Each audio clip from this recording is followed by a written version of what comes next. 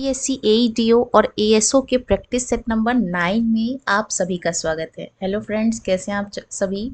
चलिए शुरू करते हैं परीक्षा में बार बार पूछे जाने वाले प्रश्नों की श्रृंखला, जिसमें हम जीके, जीएस, मैथ्स और रीजनिंग सभी प्रकार के प्रश्नों को डिस्कस करते हैं। चलिए बिना डिले करते हुए स्टार्ट करते हैं प्रैक्टिस सेट नंबर 9। अब तक हमने 8 प्रैक्टिस सेट्स की चर्चा कर ली है, जो कि अपने आप में काफ़ी महत्वपूर्ण हो जाता है आने वाले एग्जाम्स, चाहे वो बीपीएससी एईटीओ का हो या फिर एएसओ का है। दोनों के लिए ये जो प्रैक्टिस सेट्स हैं ये रामबाण होने वाला है, अंतिम प्रहार है। चलिए शुरू करते हैं प्रश्न संख्या 1 से आज के क्वेश्चन और आज की सीरीज को।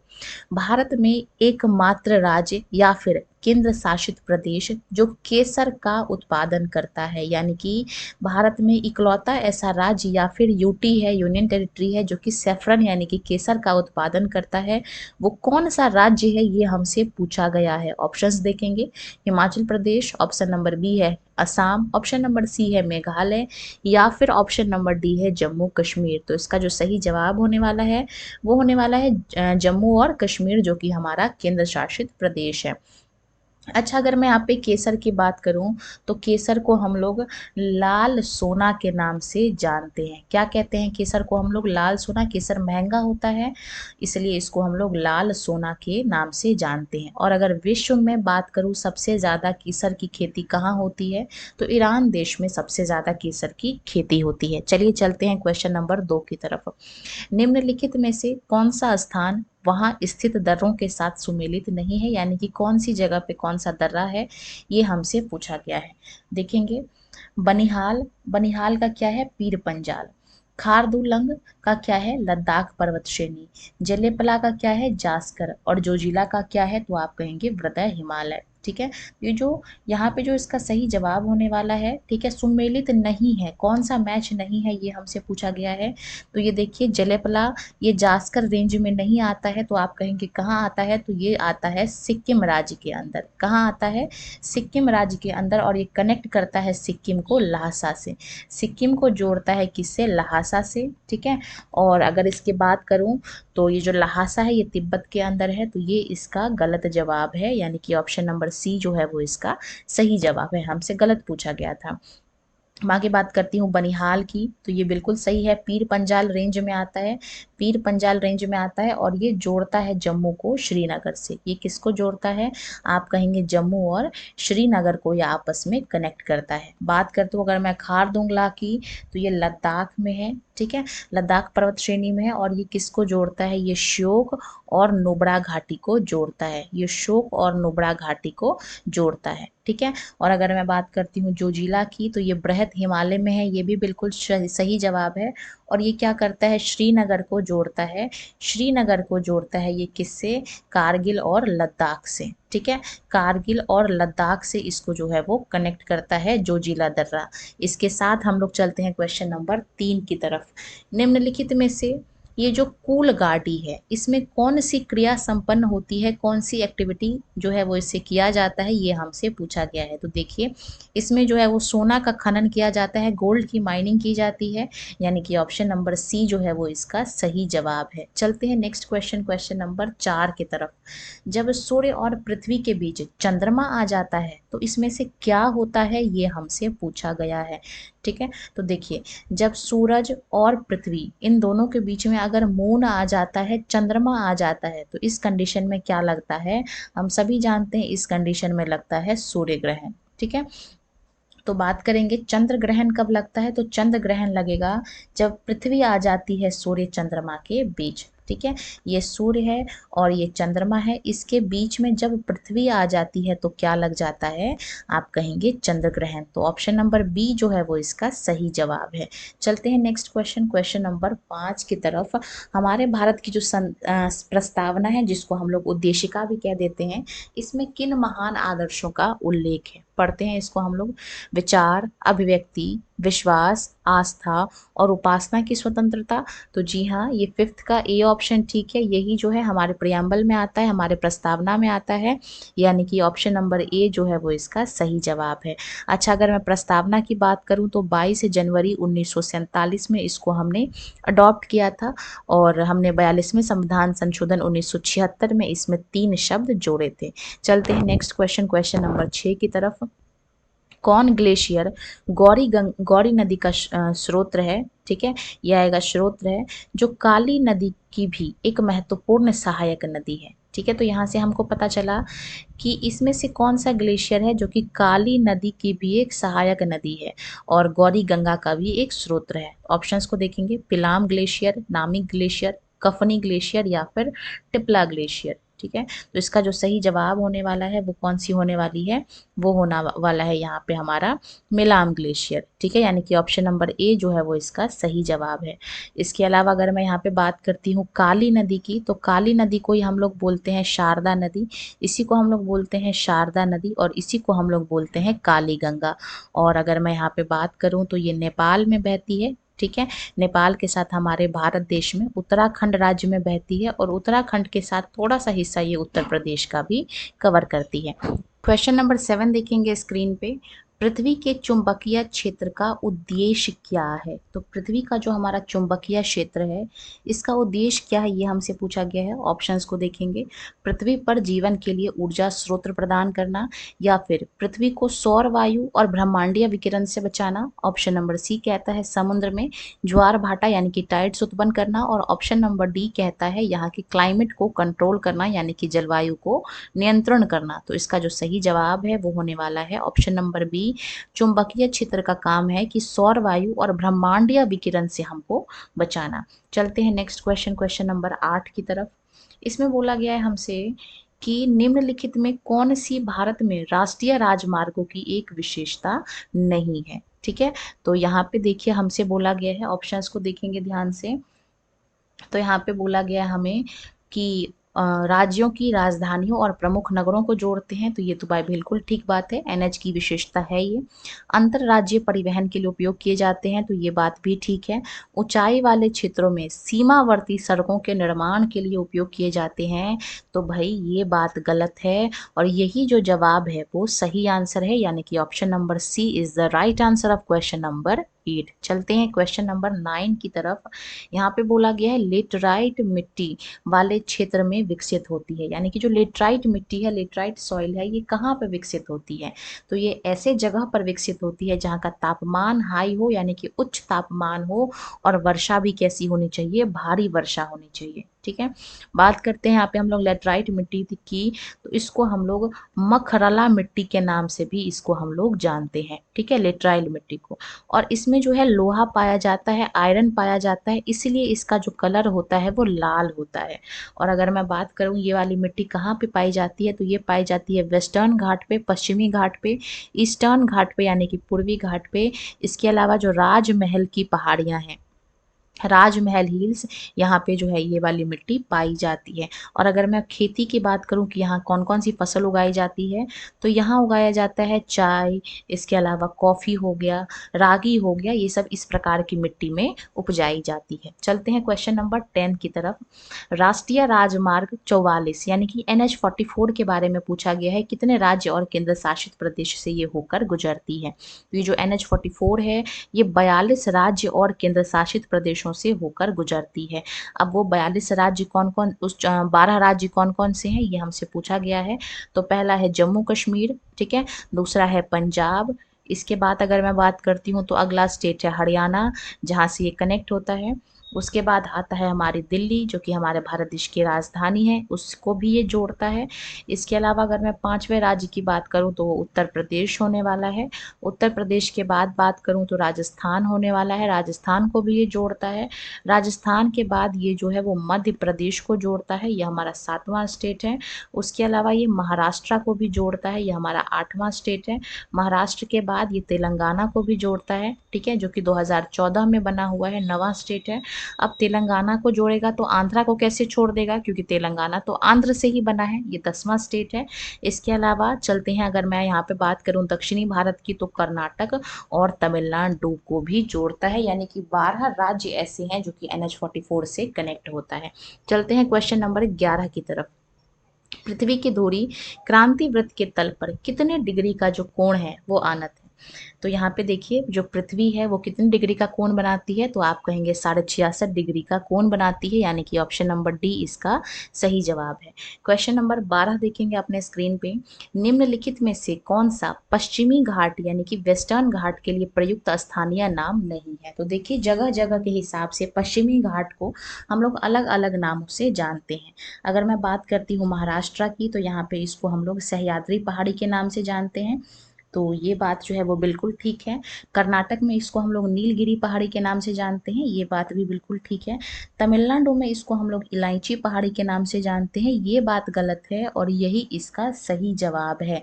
केरल में इसको हम लोग अन्नामलाई पहाड़ी के नाम से जानते हैं, तो ये भी सही जवाब है।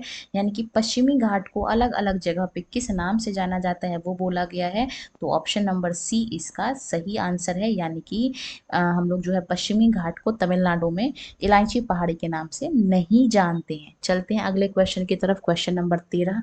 भारत की जनगणना 2011 के अनुसार दशकीय जनसंख्या वृद्धि दर कितनी है। दशकीय यानी कि 10 साल में। तो अकॉर्डिंग टू सेंसस 2011 यहाँ पे जो जनसंख्या वृद्धि दर है वो कितनी है, 17.7 है, यानी कि ऑप्शन नंबर ए इसका सही जवाब है। अब अगर ये पूछा जाए कि सबसे ज़्यादा सबसे अधिक दशकीय जनसंख्या वृद्धि 2011 के अनुसार किस राज्य की है, तो हम कहेंगे मेघालय की है, ठीक है। और अगर ये बोला जाए कि मिनिमम किसकी है, सबसे कम किसकी है, तो वो होगी नागालैंड की। तो ये दोनों ही पूर्वोत्तर राज्य हैं।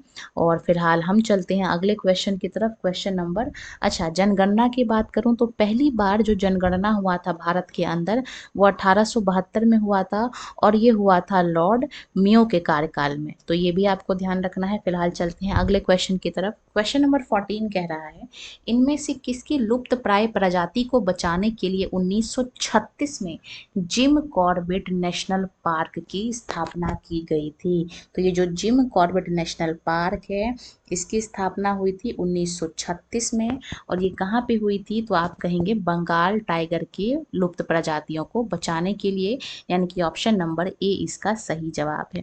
अब अगर हमसे ये बोला जाए कि सबसे बड़ा नेशनल पार्क कौन सा है, तो जो सबसे बड़ा नेशनल पार्क है वो है हेमिस नेशनल पार्क, और ये जो हेमिस नेशनल पार्क है ये लेह लद्दाख के अंदर आता है। चलते हैं अगले क्वेश्चन की तरफ। Question number 10।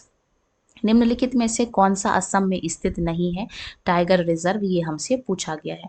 Dampa tiger reserve, Nameri राष्ट्रीय उद्यान, काजीरंगा या फिर मानस। तो देखिए, इसका जो सही जवाब है, हम सभी जानते हैं कि असम में मानस भी है, काजीरंगा भी है और नामेरी भी है। कौन सा नहीं है, तो डंपा नहीं है, और यही इसका सही जवाब है। ऑप्शन नंबर ए इसका सही जवाब है। बाकी अगर मैं कुछ अदर की बात करूं तो यहाँ पे डिब्रू सैखोवा नाम का भी नेशनल पार्क है, ये भी इम्पोर्टेंट बन जाता है। इसके अलावा एक दिहिंग पटकई है, ठीक है, तो ये भी एक इम्पॉर्टेंट जो है यहाँ पे हमारा राष्ट्रीय उद्यान है। और नामेरी तो दिया हुआ है ऑप्शन में। इसके अलावा आपको ध्यान रखना है औरंग नेशनल पार्क। ये जो औरंग राष्ट्रीय पार्क है ये भी कहाँ पे आता है, आपका असम राज्य के अंदर आता है। और रायमोना भी कहाँ आता है, ये भी असम राज्य के ही अंदर आता है, यानी कि ऑप्शन नंबर ए इसका सही जवाब है। चलते हैं अगले क्वेश्चन की तरफ। गणित का सवाल है, चलिए इसको सॉल्व करने की कोशिश करते हैं। बोला गया है, किसी धनराशि पर 6 वर्षों में 15% वार्षिक दर से अर्जित साधारण ब्याज उसी धनराशि पर 18% वार्षिक दर से 9 वर्षों में अर्जित साधारण ब्याज से 1440 रुपये कम है। तो धनराशि कितनी है, प्रिंसिपल अमाउंट कितना है, ये हमसे पूछा गया है, ठीक है। तो हम सभी जानते हैं कि यहाँ पे सिंपल इंटरेस्ट का फॉर्मूला क्या होता है, आप कहेंगे PRT अपॉन में 100, यानी कि यहाँ पे आ जाएगा मूलधन रेट यानी कि दर, और टी का मतलब समय, और इसको भाग कर देंगे 100 से। तो देखिए क्या बोला गया है, 18% पे जितना हमको ब्याज मिला है वो 15% से 1440 रुपये कम है। तो हम लोग क्या करेंगे, पहले इस पे ब्याज निकालेंगे, उसके बाद इस पे ब्याज निकालेंगे और इनको आपस में घटा देंगे। तो चलिए फॉर्मूला लगाते हैं यहाँ पे। मान लेते हैं कि ये जो मूलधन है वो कितना है, आप कहेंगे x मान लेते हैं। तो चलिए x गुणा रेट कितना है 18% और समय कितना है 9 साल, इसको भाग करेंगे 100 से। अब इसमें से हम लोग घटा लेंगे, प्रिंसिपल हमारा हमने x मान लिया है, 6 साल का समय है, 15% ब्याज है और इसको 100 से फिर से भाग करेंगे। और ऐसा करने पे हमको कितने का ब्याज कम मिल रहा है, तो आप कहेंगे 1440 रुपये का। चलिए सिंप्लीफाई करते हैं यहाँ पे इसको हम लोग। इसको अगर हम लोग काटते हैं तो ये कितनी बार में जाएगा हमारा, ये हमारा 6 के टेबल से कट जाएगा, ठीक है। तो 6 के टेबल से ये हमारा कट जाएगा कितने बार में, तो आप कहेंगे 240 बार में कट जाएगा। यहाँ 6 के पहाड़े से 6 कट गया और 6 के पहाड़े से 3 बार में 18 कट गया। और काटेंगे इसको और सिंप्लीफाई करेंगे तो 3 के पहाड़े से ये 5 बार में कट जाएगा और 3 के टेबल से कितनी बार में जाएगा, ये 80 बार में कटेगा। तो यहाँ पे कितना बच गया हमारे पास, आप कहेंगे 9x, और 9x में से कितना घटाना है 5x। तो 9x में से जब हम लोग 5x घटाएंगे तो यहाँ 4x बचेगा, यहाँ हमारा 80 बच गया, और यहाँ पे एलसीएम लेके जब 2 जीरो को उधर भेजेंगे तो यहाँ पे गुणा हो जाएगा। तो x का मान कितना आ जाएगा, 8000 को 4 से भाग करेंगे तो 2000, यानी कि मूलधन कितना है हमारा, ऑप्शन नंबर ए यानी कि 2000। चलते हैं अगले क्वेश्चन की तरफ। क्वेश्चन नंबर 17 कहता है, राज्य के नीति निर्देशक सिद्धांतों का गांधीवादी सिद्धांत क्या है, ये हमसे पूछा गया है। यानी कि डीपीएसपी के बारे में गांधीवादी सिद्धांत क्या है, इसकी चर्चा करी गई है। देखेंगे, ऑप्शन नंबर ए कहता है समान काम के लिए समान वेतन। ऑप्शन नंबर बी कहता है समान नागरिक संहिता का संरक्षण करना। ऑप्शन नंबर सी कहता है ग्राम पंचायतों का गठन करना। और ऑप्शन नंबर डी कहता है न्यायपालिका को कार्यपालिका से अलग करना। तो ये जो गांधीवादी सिद्धांत है इसमें हमको ये बोला गया था कि ग्राम पंचायत का गठन करना है, और ये आर्टिकल 40 के अंदर आता है, यानी कि ऑप्शन नंबर डी जो है, यहाँ पे डी दिया हुआ है, वो इसका सही जवाब है। चलते हैं अगले क्वेश्चन की तरफ। क्वेश्चन नंबर 18 अपने स्क्रीन पे बोला गया है कि एक्स और वाई एक क्षेत्रीय में प्रबंधकों के रूप में काम करते हैं, लेकिन उनको काम करने के लिए, समान काम के लिए उनको जो है वो अलग अलग वेतन मिलता है, किसी को ज़्यादा मिलता है तो किसी का कम मिलता है। तो राज्य के नीति निर्देशक सिद्धांतों का कौन सा अनुच्छेद समान काम के लिए समान वेतन प्रावधान करता है। तो ये जो समान काम के लिए समान वेतन का प्रावधान है, ये कौन से अनुच्छेद में पूछा गया है, ये हमसे पूछा गया है। तो देखिए इसकी चर्चा आर्टिकल नंबर 39 में की गई है, यानी कि ऑप्शन नंबर डी जो है वो इसका सही जवाब है। और आर्टिकल नंबर 40 अभी डिस्कस किया, इसमें ग्राम पंचायतों का क्या होना है, गठन होना है। ठीक है, चलते हैं अगले क्वेश्चन नंबर 19 की तरफ। बोला गया है किस संशोधन के तहत भारतीय संविधान के अनुच्छेद 75 में ये जोड़ा गया कि मंत्री परिषद में, यानी कि काउंसिल्स ऑफ मिनिस्टर में प्रधानमंत्री के साथ साथ मंत्रियों की जो कुल संख्या है वो लोकसभा सदस्यों की कुल संख्या से 15% से ज़्यादा नहीं होगी। यानी कि ऐसा नहीं है कि जितने लोगों को हम चाहें लोकसभा के उन सबको मंत्री बना सकते हैं। 15% से ज़्यादा लोकसभा में जितने लोग हैं उसका 15% से ज़्यादा लोग मंत्री परिषद में नहीं आएंगे, इंक्लूडिंग प्रधानमंत्री। और ये कौन से संविधान संशोधन में किया गया है, ये हमसे पूछा गया है। तो इसका जो सही जवाब होने वाला है वो होने वाला है ऑप्शन नंबर बी, यानी कि 91वां संविधान संशोधन 2003 में। ठीक है, अच्छा, ये मिनिमम यानी कि कम से कम 12 मंत्री होने ही चाहिए, यानी कि मिनिमम 12 है और मैक्सिमम है लोकसभा में जितने लोग हैं उसका 15% से ज़्यादा नहीं होना चाहिए। ठीक है, चलते हैं अगले क्वेश्चन की तरफ। नेक्स्ट क्वेश्चन अपने स्क्रीन पे। अच्छा, यहाँ पे 52वां 92nd संविधान संशोधन है, 92वां संविधान संशोधन 2003। इसमें क्या हुआ था, इसमें जो हमारी 8वीं अनुसूची है, ठीक है, 8वीं अनुसूची है, इसमें 4 और भाषाओं को जोड़ा गया था, 4 भाषा को इसमें और जोड़ा गया था। और वो 4 भाषाएं कौन कौन सी हैं, तो आप कहेंगे बोडो है, बोडो के अलावा डोंगरी है, ठीक है। डोंगरी के अलावा जो है वो क्या है, संथाली है, और संथाली के अलावा जो अगली भाषा है वो मैथिली है। तो 4 भाषाओं को 8वीं अनुसूची के तहत जोड़ा गया था 92nd संविधान संशोधन 2003 में। चलते हैं अगले क्वेश्चन की तरफ। भारत के राष्ट्रपति की अनुपस्थिति में राष्ट्रपति का प्रभार कौन ग्रहण करेगा, यानी कि अगर राष्ट्रपति नहीं रहे, प्रेसिडेंट नहीं रहे, तो उनके एब्सेंट में राष्ट्रपति पद का प्रभार कौन अडॉप्ट करेगा, कौन करेगा राष्ट्रपति का काम, ये हमसे पूछा गया है। तो देखिए, राष्ट्रपति जब नहीं रहता है तो उसके एब्सेंट में भारत का जो उपराष्ट्रपति है वो राष्ट्रपति के सारे काम करता है। तो ऐसा कौन सा ऑप्शन दिख रहा है हमको? ऑप्शन नंबर देखेंगे ए, प्रधानमंत्री, गलत जवाब। उच्चतम न्यायालय के वरिष्ठतम न्यायाधीश, तो ये भी गलत जवाब है।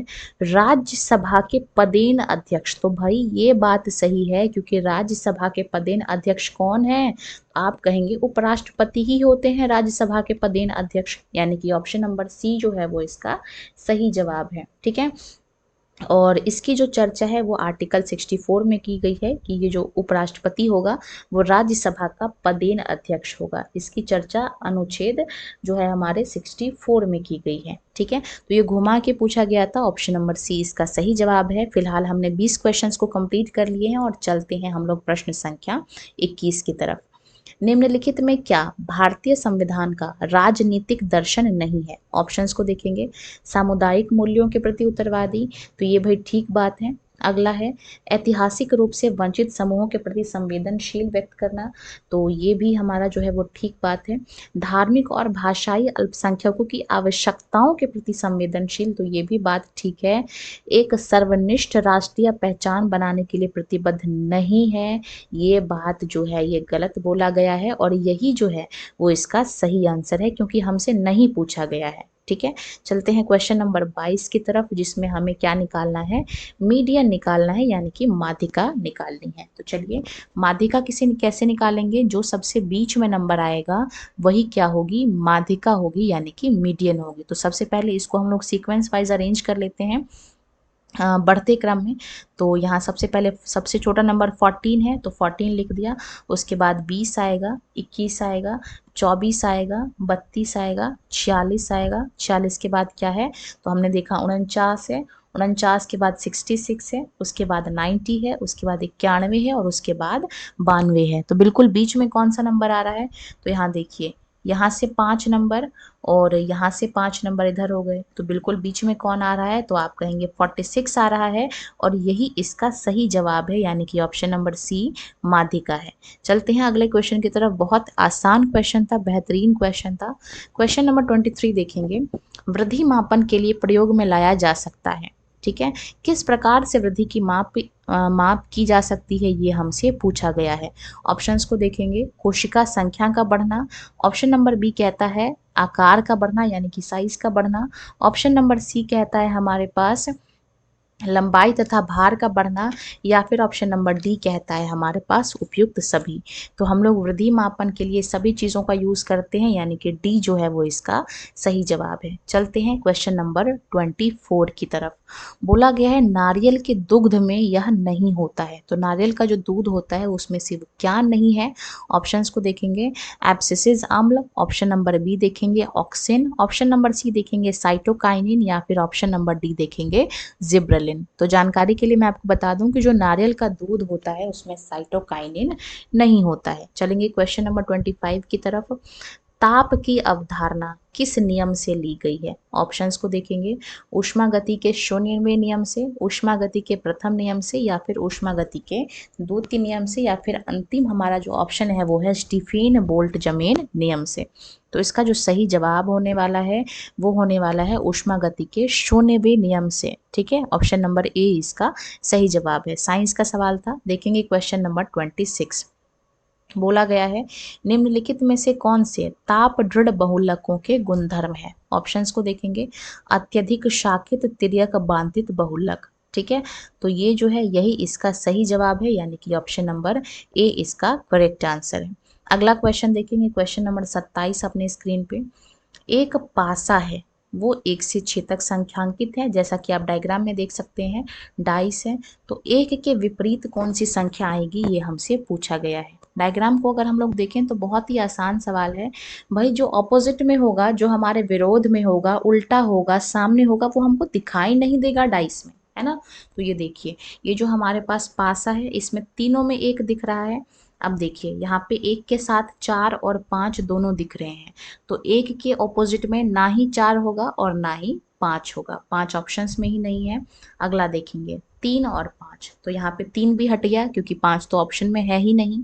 यहाँ देखिए 4 और 2, तो यहाँ पे 4 ऑप्शन में नहीं है, तो क्या लेंगे हम लोग, 2 लेंगे। तो सही जवाब कौन सा है, तो आप कहेंगे ऑप्शन नंबर सी इसका सही जवाब है, यानी कि एक के ऑपोजिट में कौन है, नंबर 6 है। अगला क्वेश्चन देखेंगे, क्वेश्चन नंबर 28। ये जो है ब्लड रिलेशन का सवाल है। एक लड़की की तस्वीर को इंगित करते हुए एक आदमी कहता है कि वह मेरे बहन के भाई की पुत्री की दादी है। ठीक है, ये जो लड़की है वो मेरे बहन की, तो बहन को हम लोग ऐसे गोले से डिनोट करते हैं, बहन के भाई की, तो भाई को हमने ऐसे स्क्वायर से डिनोट किया, भाई के पुत्री, पुत्री को हमने गोले से डिनोट किया। अब उसकी अगली जनरेशन है तो नीचे लिखा, और ये इसकी दादी है, दादी होगी तो इसको हम लोग ऊपर पहुंचाएंगे। ठीक है, तो लड़की का उस आदमी से क्या संबंध है, ये हमसे पूछा गया है। ठीक है, लड़की का उस आदमी से क्या संबंध है, ये हमसे पूछा गया है। तो ये देखिए, ये कौन लगेगी इसकी, आप कहेंगे माँ लगेगी, यानी कि ऑप्शन नंबर सी जो है वो इसका सही जवाब है। चलते हैं अगले क्वेश्चन की तरफ। क्वेश्चन नंबर 29 अपने स्क्रीन पे। अगली संख्या ज्ञात करनी है, रीजनिंग का सवाल है। चलिए सॉल्व करने की कोशिश करते हैं इसको हम लोग। 31 है, उसके बाद 45 है, 73 है, 115 है, 171 है और लास्ट में खाली है। यहाँ पे देखिए कितने का गैप है, तो आप कहेंगे 14 का। यहाँ पे कितने का गैप है, आप कहेंगे 28 का। यहाँ पे कितने का गैप है, आप कहेंगे 42 का। यहाँ पे कितने का गैप है, 56 का। तो यहाँ पे कितने का होना चाहिए भाई, ये तो 14 का टेबल पढ़ रहे हैं हम लोग, तो अगला जो गैप है वो कितने का होना चाहिए, 70 का। तो 171 में 70 जोड़ देंगे तो कितना आ जाएगा, आप कहेंगे 241, यानी कि ऑप्शन नंबर सी इसका सही जवाब है। चलते हैं अगले क्वेश्चन की तरफ। क्वेश्चन नंबर 30 अपनी स्क्रीन पे। जब दर्पण को रेखा MN पर रखा जाता है तो दी गई आकृति का सही दर्पण प्रतिबिंब ज्ञात करना है। ठीक है, तो ये देखिए यहाँ पे हमको क्या निकालना है, मिरर इमेज निकालना है। तो ये बिल्कुल ठीक उल्टा हो जाएगा, तो जब इसको हम लोग उल्टा कर देंगे तो ये वाली जो रेखा है वो इधर आ जाएगी, है ना। तो ऐसा कौन सा ऑप्शन दिख रहा है हमको, ये गलत है, ये भी गलत है, ये भी गलत है। केवल और केवल बी एक ऐसा ऑप्शन है जिसमें रेखा बिल्कुल उलट के आ रही है, यानी कि ऑप्शन नंबर बी इसका सही जवाब है। आसान क्वेश्चन था, वेरी इजी क्वेश्चन। चलते हैं क्वेश्चन नंबर 31 की तरफ। रीजनिंग का सवाल है, अगेन आसान सवाल है, चलिए सॉल्व करने की कोशिश करते हैं। बोला गया है a प्लस बी का मतलब है a b की बहन है। ठीक है, यहाँ पे ये लाइन दो बार लिख गई है। a माइनस बी का मतलब है ए बी का भाई है, गुणा का मतलब है ए बी की माँ है, और डिवाइड का मतलब है ए बी का पिता है। तो चलिए इसको सॉल्व करने की कोशिश करते हैं। p गुणा q, और q, p गुणा q का मतलब क्या है कि ये जो a है वो b की माँ है, यानी कि यहाँ पे जो p होगी वो माँ है, और किसकी माँ है, तो आप कहेंगे q की माँ है ये। ठीक है, अब माइनस का मतलब क्या है, ए बी का भाई है, तो ये जो Q होगा ये क्या होगा, भाई होगा। किसका भाई है ये, आप कहेंगे R का। अब डिवाइड का मतलब क्या है, ए बी का पिता है, यानी कि जो R है ये पिता है। किसका पिता है, अब पिता है तो इसको हम लोग स्क्वायर से डिनोट करते हैं S का। और प्लस का मतलब क्या है, ए बी की बहन है, तो S जो है ये बहन है, किसकी बहन है, T की। तो P का S से क्या संबंध है, ये हमसे पूछा गया है। तो ये जो P है वो उसका S से क्या संबंध है, तो हम लोग क्या बोलेंगे, ये इसके पिता की माँ है, यानी कि ऑप्शन नंबर जो है वो सी इसका सही जवाब है। ठीक है, चलते हैं नेक्स्ट क्वेश्चन की तरफ। क्वेश्चन नंबर 32 रीजनिंग का सवाल है, ध्यान से देखेंगे इसको हम लोग। इस वर्ड को हम लोग ऐसे लिख रहे हैं और इस वर्ड को हम लोग ऐसे लिख रहे हैं, तो उसी कूट भाषा में इस शब्द को कैसे लिखेंगे ये हमसे पूछा गया है। तो चलिए इसको पहले लिखते हैं कि कैसे इसको लिखा गया है। ठीक है, हमने इसको लिख लिया अलग अलग करके। अब यहाँ पे देखिए m को कैसे लिखा गया, u लिखा गया, है ना। इसके अलावा इसको कैसे लिखा गया, तो c लिखा गया, इसको h लिखा गया, इसको r लिखा गया, इसको q लिखा गया और इसको s लिखा गया है। यानी कि ध्यान से देखें तो m में कितना जोड़ेंगे तो u आएगा, तो आप कहेंगे m में हम 8 जोड़ेंगे तो u आएगा। यहाँ पे भी 8 जोड़ा है, यहाँ पे भी 8 जोड़ा है, यानी कि हम लोग हर जगह 8 8 8 8 जोड़ते चले आ रहे हैं। तो चलिए सीधा इसमें 8 जोड़ देते हैं। तो हम लोग s में 8 जोड़ देंगे तो क्या आ जाएगा, a आ जाएगा। ठीक है, q में 8 जोड़ेंगे तो क्या आएगा, y आएगा। ठीक है, तो हमारा ऑप्शन नंबर ए तो ऐसे ही हट गया, गलत हो गया। u में 8 जोड़ेंगे तो कितना आ जाएगा, आप कहेंगे c आ जाएगा। ठीक है, तो सेकंड ऑप्शन भी हमारा कट गया क्योंकि यहाँ पे तो डी आ चुका है। तो इस तरीके से हम ऑप्शंस को भी एलिमिनेट कर सकते हैं। इसके अलावा अगर हम लोग a में 8 जोड़ते हैं तो क्या आ जाएगा, i आ जाएगा। ठीक है, w में अगर हम लोग 8 जोड़ते हैं तो e आ जाएगा। तो हमारा कौन सा ऑप्शन ठीक है, तो हमने पूरा सॉल्व भी नहीं किया और आंसर तक पहुंच गए, यानी कि ऑप्शन नंबर डी इसका सही जवाब है। चलते हैं अगेन, रीजनिंग का सवाल है। बोला गया है कि इस जगह पे क्या आएगा। ठीक है, तो यहाँ पे देखिए ये 2 चम्मच है, यहाँ 4 चम्मच हो गए, यहाँ इसके अलावा 6 चम्मच हो गए, यहाँ पे 8 हो गए। तो यहाँ पे कितने चम्मच होने चाहिए, आप कहेंगे 10 चम्मच होने चाहिए। तो चलिए देखते हैं किस ऑप्शंस में 10 चम्मच है। यहाँ 4 इधर और 4 इधर, तो ये गलत हो गया, यहाँ पे 8 ही चम्मच है। बी में कितने चम्मच हैं, 1 2 3 4 5 6 7 8, 8 ही चम्मच हैं, तो ये भी गलत हो गया। अब देखिए यहाँ पे जो चम्मच है वो एक सीधा और एक उल्टा है। ठीक है, अगले में क्या है, सारे चम्मच सीधे हैं। फिर क्या है, एक सीधा और एक उल्टा, यानी कि आधे सीधे और आधे उल्टे रखे गए हैं। फिर अगले में क्या है, सारे चम्मच सीधे रखे गए हैं। तो अब कौन सा पैटर्न आना चाहिए, तो आप कहेंगे आधे चम्मच सीधा रख दो और आधे चम्मच उल्टा रख दो, यानी कि ऑप्शन नंबर ए इसका सही जवाब है। डी गलत हो गया, यानी कि option number A is the right answer. चलते हैं अगले क्वेश्चन की तरफ। क्वेश्चन नंबर 34 अपने स्क्रीन पे आ चुका है, जो कि हमसे बोल रहा है कि इस पैटर्न को हमको पूरा करना है। तो ध्यान से देखेंगे इस क्वेश्चन को। यहाँ पे क्या है, एक बॉक्स बनेगा, है ना। तो यहाँ पे एक सिंपल लाइन होनी चाहिए। तो सिंपल लाइन कौन सी आकृति में है, इसमें तो नहीं है भाई, दो दो लाइन खींच रही हैं। इसमें हम लोग देखेंगे तो यहाँ पे भी नहीं है, क्योंकि यहाँ पे ऐसी ऐसी वाली लाइन नहीं है, ये भी गलत हो गया। इसको देखेंगे और इसको देखेंगे। अब देखिए यहाँ पे तो एक ही सीधी रेखा खींच रही हैं, जबकि इसमें तो बहुत सारी लाइनें खींच रही हैं, तो ये भी गलत हो गया। तो सही ऑप्शन कौन सा है हमारा, ऑप्शन नंबर सी इसका सही जवाब है, क्योंकि इसमें एक सिंपल रेखा भी है और साइड में इस तरीके से कोण भी बनाए गए हैं, यानी कि ऑप्शन नंबर सी इसका करेक्ट जवाब है। चलते हैं अगले क्वेश्चन की तरफ। क्वेश्चन नंबर 35 अपने स्क्रीन पे। यहाँ पे भी कागज को पहले 2 हिस्से में मोड़ा, उसके बाद 4 हिस्से में मोड़ा और फिर इसको खोल दिया गया है। तो देखिए यहाँ पे कितने जो है वो डायग्राम बनेंगे। जब हम लोग इस डी को खोलेंगे तो ये दूसरी तरफ से बनेगा उल्टा डी, है ना। यहाँ पे क्या होगा, एक और डी बनेगा। तो यहाँ पे देखिए ये तो अधूरा सा लग रहा है, तो ये हमारा जो है वो गलत जवाब है। सही जवाब कौन सा होगा, इसको हम लोग ध्यान से देखेंगे। ये देखिए यहाँ इस डी को खोलेंगे तो एक डी हमारा ऐसे दिखाई देगा। इसको नीचे खोलेंगे तो यहाँ पे भी इस तरीके से हमें डी दिखाई देंगे। तो ऐसे कौन से ऑप्शन में डी है हमारे, तो आप कहेंगे इसमें भी आ रहा है ना, और इसमें भी आ रहा है, दोनों हो सकता है। लेकिन यहाँ पे डी नीचे पहुँच गया तो ये नहीं हो सकता है, सी ही ऑप्शन जो है वो इसका सही जवाब है। ठीक है, बाकी चलते हैं अगले क्वेश्चन की तरफ। ये भी रीजनिंग का सवाल है। यहाँ पे बोला गया है कि जैसे स्पष्ट करना संबंधित है समझाने से, वैसे ही इसमें से कौन सा ऑप्शन एक दूसरे से संबंध रखता है। तो माँ और घर, भाई इसमें तो कोई कनेक्शन नहीं है। बहना और हवा, ये दोनों अलग चीज़ें हैं। अच्छा, जब हम किसी चीज़ को उठाते हैं तो इस तरीके से लिफ्ट करते हैं, और चढ़ाने में भी हम लोग इसको उठाते ही हैं। तो ये दोनों ऑप्शन जो है वो सेम उसी तरीके से है जैसे स्पष्ट करना, यानी कि क्लियर करना, और समझाना है, यानी कि ऑप्शन नंबर सी इसका सही जवाब है। चलते हैं क्वेश्चन नंबर 37 की तरफ। इसमें से जो ऑड फिगर है वो हमें चुनना है। ठीक है, ध्यान से देखेंगे इसको हम लोग। डी की पोजीशन क्या है, तो आप कहेंगे 4, और वाई की पोजीशन कितनी है, तो आप कहेंगे 25। इनको गुणा कर दिया तो 100 आ गया। ऐसे ही सी की वैल्यू कितनी है, 3 है, और जेड की वैल्यू कितनी है, 26 है। ठीक है, इन दोनों को गुणा कर दिया तो यहाँ पे कितना आ जाएगा, 78 आ जाएगा। यहाँ देखिए बी की वैल्यू 2 है और यहाँ पे एक्स की वैल्यू कितनी है, 24 है। इन दोनों को गुणा करेंगे तो 48 आ जाएगा।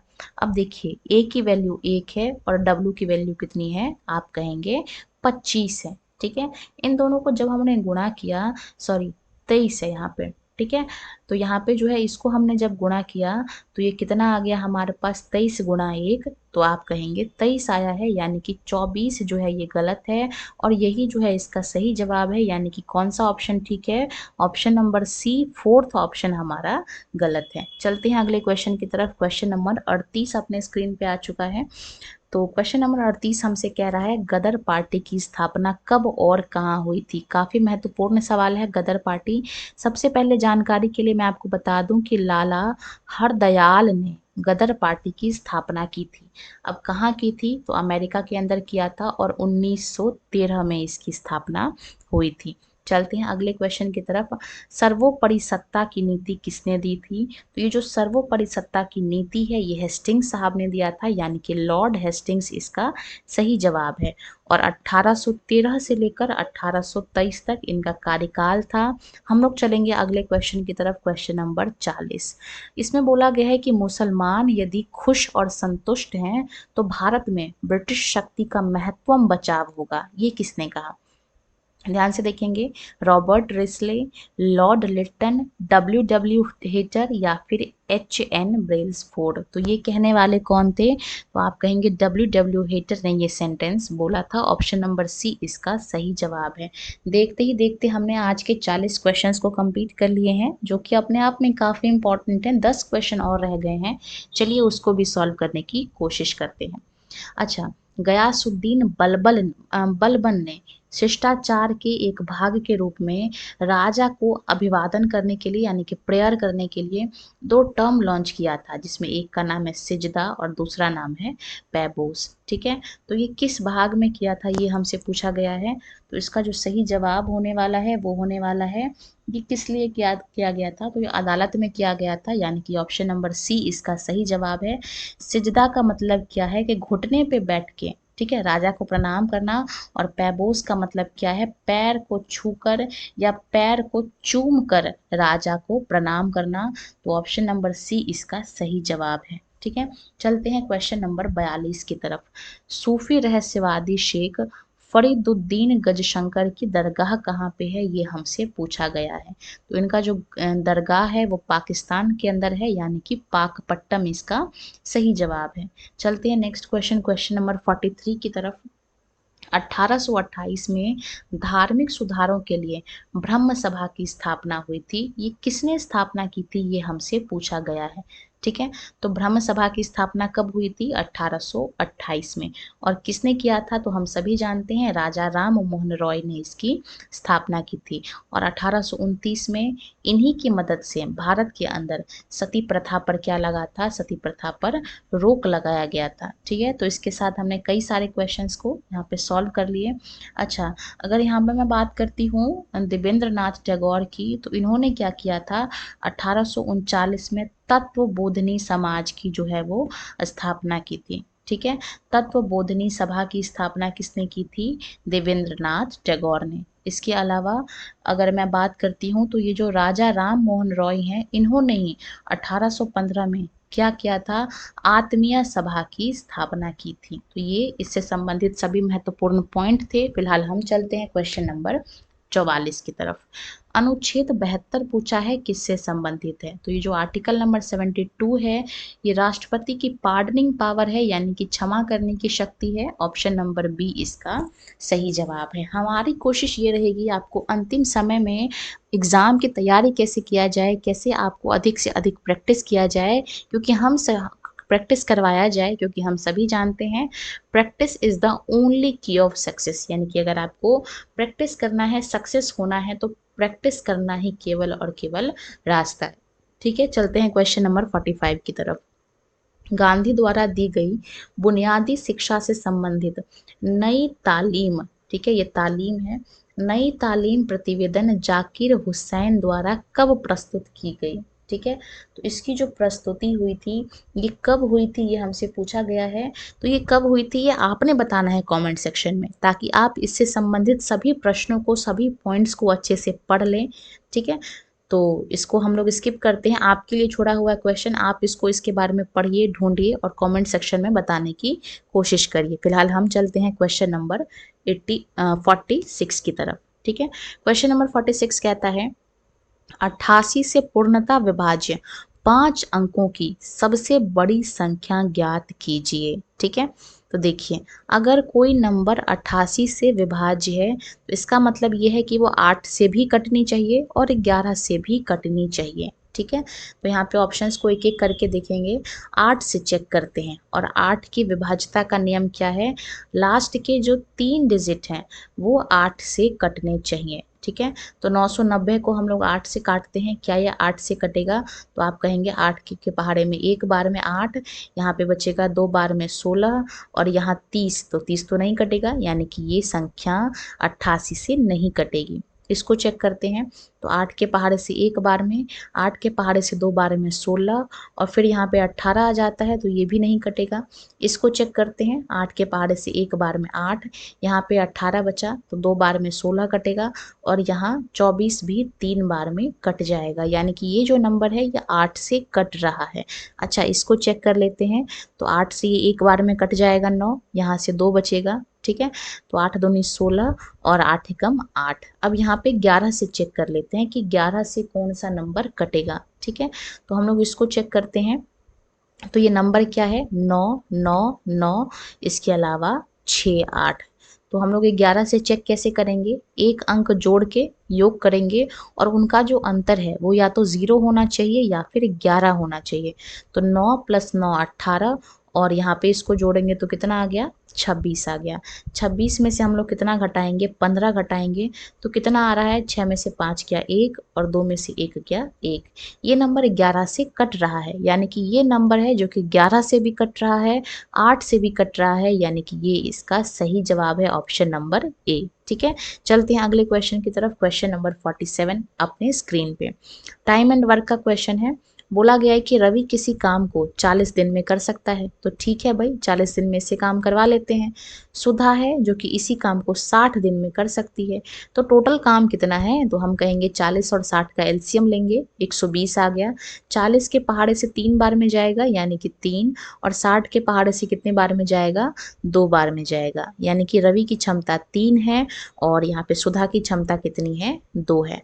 अब बोला गया ये लोग बारी बारी से काम करते हैं, यानी कि 2 दिन में कितना काम हो रहा है, आप कहेंगे 3 + 2 5 काम हो रहा है। तो हमको काम कितना कराना है, 120 काम कराना है। तो यहाँ पे हम लोग क्या करेंगे, 24 से दोनों तरफ गुणा करेंगे तो 24 दूनी 48 और यहाँ पे करेंगे तो 24 पंचे 120 आ गया, यानी कि 48 दिन में पूरा पूरा काम कंप्लीट हो जाएगा, यानी कि ऑप्शन नंबर डी इसका सही जवाब है। आज के 48 नंबर क्वेश्चन पे देखते हैं। यहाँ पे 2 लोग हैं, सिपाही है एक जिसका नाम है राम और एक है चोर जिसका नाम है सोमेश। ये इससे 225 मीटर पीछे चल रहा है। ठीक है, अब 1 मिनट में राम 50 मीटर दौड़ता है और सोमेश कितना दौड़ता है, 30 मीटर दौड़ता है, यानी कि जो सिपाही है वो 50 दौड़ता है और चोर की स्पीड कम है तो वो 30 दौड़ता है।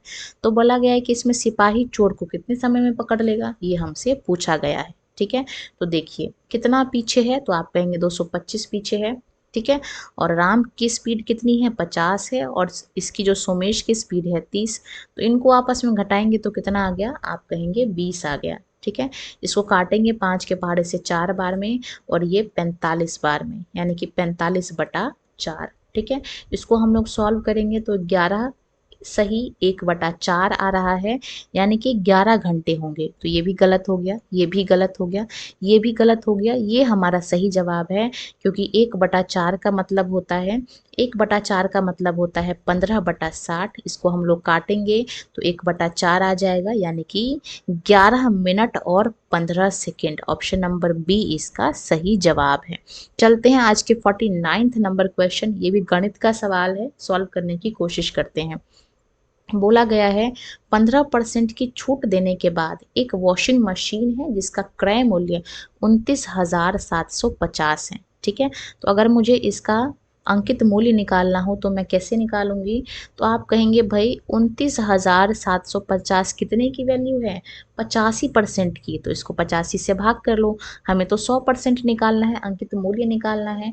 तो ये 5 की टेबल से काटेंगे तो 17 बार में जाएगा और इसको काटेंगे तो ये जाएगा 5950 बार में। ठीक है।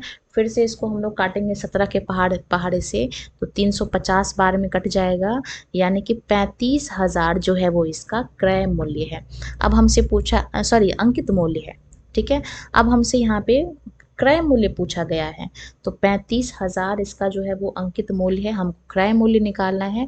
तो लाभ कितने का हो रहा है, 12% का हमको यहाँ पे लाभ हो रहा है। तो इसको सॉल्व कैसे करेंगे हम लोग, हमें 35,000 हमारे पास अंकित मूल्य है, हमको निकालना है 100% की वैल्यू, क्योंकि ये क्रय मूल्य है, और बटे में कितने से भाग करेंगे, 112 से, क्योंकि 12% का इसको हम लोग लाभ भी दे रहे हैं, ठीक है। तो यहाँ पे इसको हम लोग सॉल्व करते हैं, तो ये हमारे कितने बार में कट जाएगा, आप कहेंगे इसको सिंप्लीफाई करने पे कितना आएगा, 31,250 आएगा, यानी कि ऑप्शन नंबर बी जो है वो इसका सही जवाब है, ठीक है।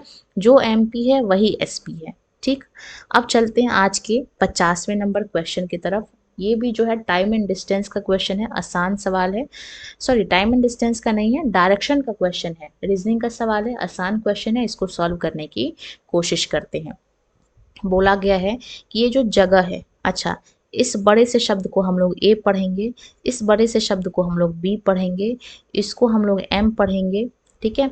इसके अलावा डेट्रॉइट को हम लोग D पढ़ेंगे, म्यूनिक को हम लोग M पढ़ेंगे, टोरंटो को T पढ़ेंगे, और बार्सिलोना को हम लोगों ने B पढ़ लिया है। चलिए अब इसको हम लोग लोकेट करते हैं। बोला गया है कि ये जो एम्स्टर्डम है वो बार्सिलोना के दक्षिण में स्थित है, ठीक है। तो हम लोग ऊपर बनाते हैं बार्सिलोना को, और इसके दक्षिण में एम्स्टर्डम स्थित है। आगे देखते हैं, ये जो म्यूनिक है वो एम्स्टर्डम के पश्चिम में स्थित है, यानी कि जो M है वो A के पश्चिम में है, तो M को हम लोग पश्चिम में बना देते हैं। डेट्रॉइट जो है वो म्यूनिक के पूर्व में है, तो इसको हम लोग इसके पूर्व में बनाते हैं, तो ये हम लोग इसके पूर्व में, ठीक है। इस तरीके से ये इसकी पूर्व दिशा है, तो हमने इसको यहाँ पे D को बना दिया। अब बोला गया है कि जो टोरंटो है वो डेट्रॉइट के दक्षिण में है, इसके नीचे बनाते हैं हम लोग टोरंटो को। बोला गया है और बार्सिलोना के दक्षिण पूर्व में है, तो ये बार्सिलोना के दक्षिण पूर्व में है, ठीक है। तो ये बात भी ठीक है। अब हमसे यहाँ पे ये पूछा गया है कि डेट्रॉइट के सापेक्ष एम्स्टर्डम की क्या स्थिति है, तो ये रहा डेट्रॉइट, और इसके सापेक्ष में एम्स्टर्डम कहाँ पे आता है, तो इसके पश्चिम में आता है, यानी कि ऑप्शन नंबर A इसका सही जवाब है। और इसी के साथ आज के टॉप इम्पॉर्टेंट 50 क्वेश्चन और प्रैक्टिस सेट नंबर 9 यहीं पे समाप्त होता है। जल्द मिलेंगे प्रैक्टिस सेट नंबर 10 के साथ। तब तक वीडियो में बने रहने के लिए धन्यवाद। वीडियो अच्छी लगी तो वीडियो को लाइक करना, और ऐसी ही और क्लासेस को देख लेने के लिए चैनल को सब्सक्राइब कर लेना है। धन्यवाद।